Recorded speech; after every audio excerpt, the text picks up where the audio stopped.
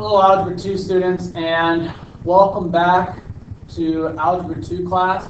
We have section 4.2 to do today. You should be doing this on your own. This video will help you out. This is nothing new. You should know all of this. All of this section you should already know.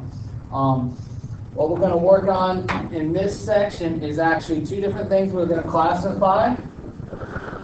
We're going to classify polynomials by their degree and their number of terms. We call this like their first name.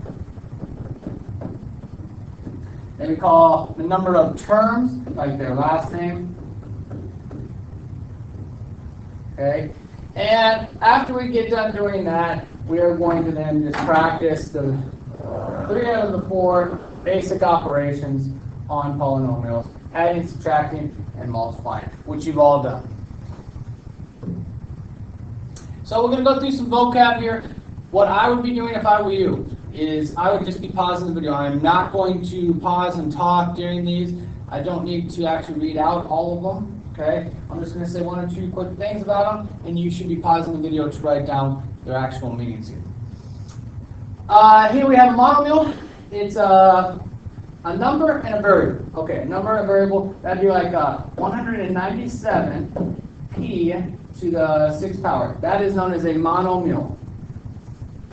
A monomial. This is like a single term. Okay, a single term. All right, then a polynomial is a bunch of monomials.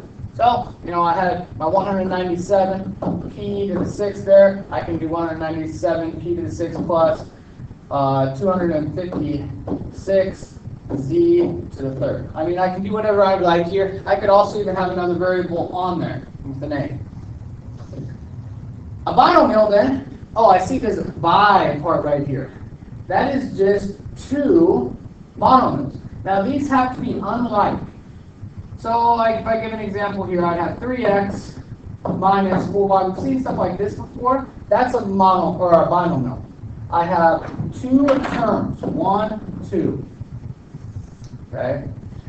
What is not a binomial would be something like this: 4y squared plus 9y squared. This is not a binomial because those combine to make 13y squared. Thus, it's not a binomial, it's actually a monomial. By trinomial, same type of thing. Instead of 2, we just have 3. And then we have a constant. It's a number without a variable in it. It's literally just a number, 2,159. That would be a constant. Okay. Negative 21 ninths. Constant. Now we get into the degree of a polynomial. It's the largest exponent. Super easy. Okay. Super easy. So if I have 3x to the 4th minus 9x squared, the degree of this polynomial will be 4. Okay. Then we get into the leading coefficient. Okay, well, if I have a bunch of terms,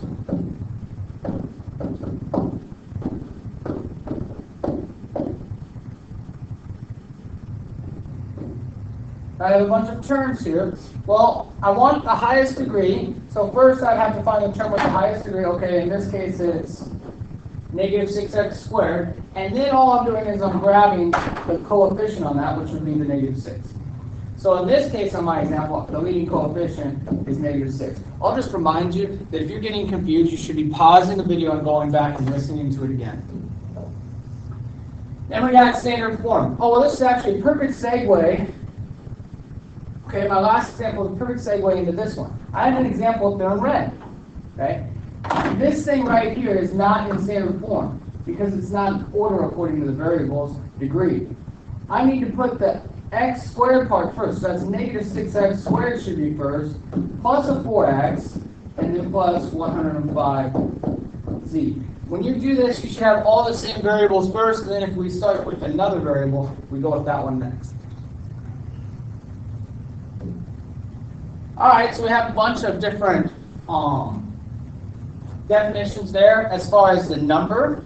Now we get into polynomial functions and classifying them, okay? We classify these things here by degree.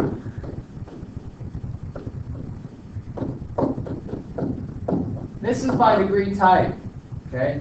Here when I look at this first one, it says it's a constant because all I have here is no variable. All I have is a number.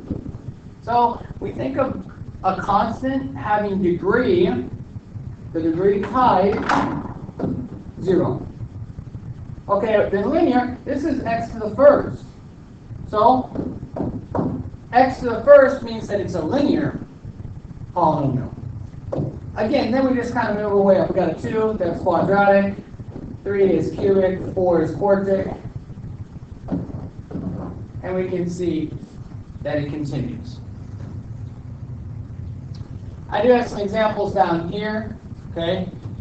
No biggie here. If I wanted to pull out the leading coefficient of this one, okay, well, the biggest degree is 4 there, so this is a degree 4. We call that quartic, and then, then I grab out this 2, and the leading coefficient then is the 2. Again, if you wanted to copy down all that, you needed to pause the video or pause it and go back and copy them down.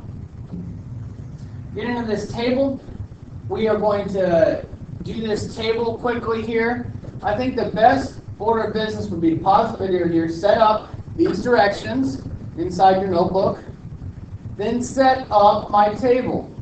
Okay? Kind of scroll from the top down decently slow. You should be looking at this a few different times to set up your table.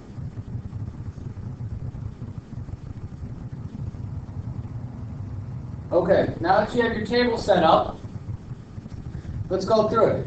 We got a degree. Okay, well, I know here I'm looking at the exponent. Okay, well, the exponent here is just a 1. So I know it's 1. What was 1 on the other slide? Well, that was linear. So this is a linear, or I should say, I'm sorry, it says degree. Okay, right here, let's redo this here. That is 1. Okay, if it's 1, then that means it's linear.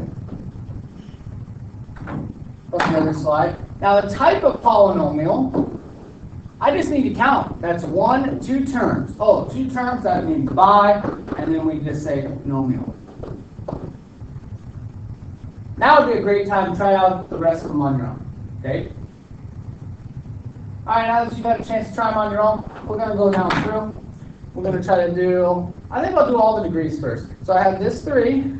Okay, that's 3. What's 3 mean? That's cubic.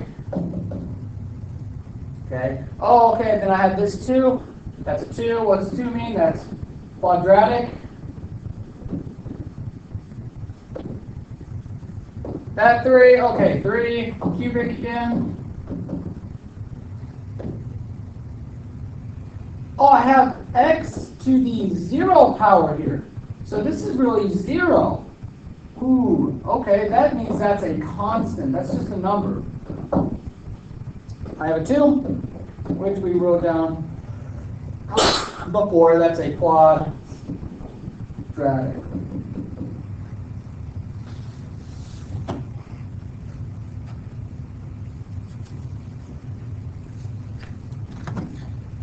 Okay, now that we got that, those are like all the first names. This is your first name. This is its first name. Next we go in, we got to do the last names. So I got binomial, then this one here has only 1 term. Oh, well, 1 term, mono. It's like mono and mono. 1v1. Again, this one here, 2 terms, binomial.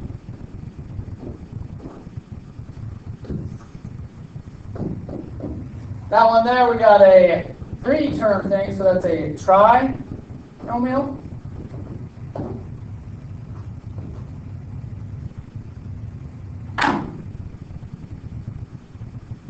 And, okay, this one has 1, that's a monomial.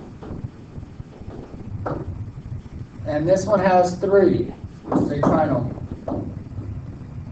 If I were going to have to name this thing, or classify it, if all the directions said was classify and that's it, then I would be saying this thing here is a quadratic trinomial. That's how I classify, in that order. I am done with classifying. I am now going to get into some actual math operations, okay? Some real math operations. We are going to add, subtract, and multiply today. I'm going to go through these decently fast. You should know how to do this. It says just combining like terms, okay? Here, I'll just indicate that that's a plus sign. So this is actually a super straightforward problem. I just need to grab the biggest thing first, okay? That's the one hint I'll say. Biggest exponent first.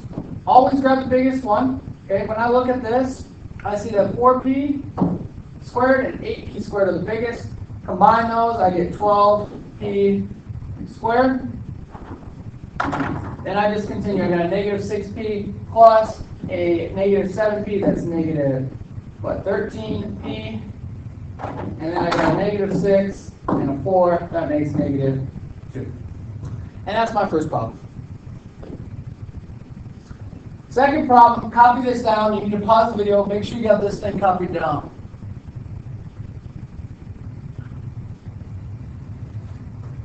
Alright, now that you got it copied down, I'm going to point out that this is a minus sign. When that is a negative sign, right, that's a minus sign, I don't want that to be there. So, I want to change this to a plus sign. If I change it to a plus sign, it's like I'm multiplying in to the thing after it by the negative. So this will become a negative 2, a positive 3, and a negative 7. Now, I'm ready to do what I did up above. Remembering I said grab the biggest exponent first. Oh, well that's this negative 2x to the third. I don't see anything that matches it on the left, so I just drop that one down. Then I'll go after the next biggest. To me, that's negative 5x squared and then 3x squared. That will make negative 2x squared. Then I see an 8x. Okay, no x is on the right side, so I just drop that down. That's plus 8x. And then finally, I see my positive 6 and a negative 7 makes a negative 1.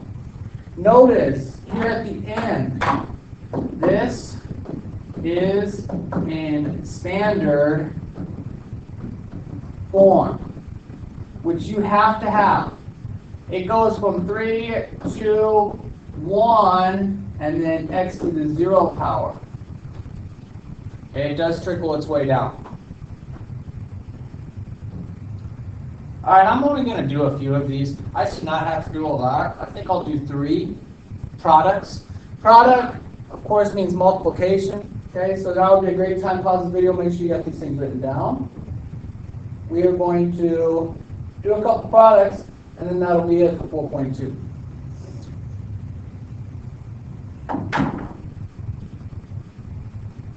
So, now that you've had time to copy it down, when I see this, this is a multiplication. Oh, well then I just literally drag this stuff in.